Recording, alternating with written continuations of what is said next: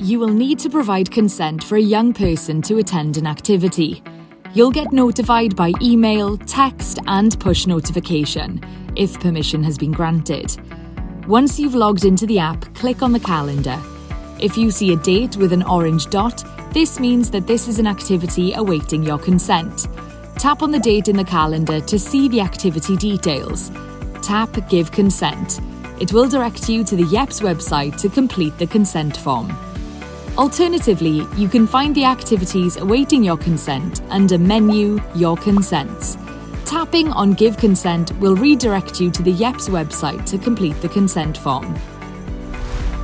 If a parent or guardian is booking an activity for their young person, they will first be required to select a linked young person's account and can then tap Proceed.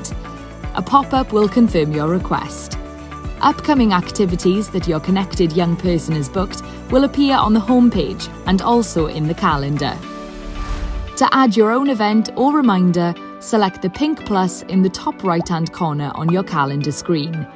Choose your type of event, enter the relevant details. You have the option to set a reminder if needed.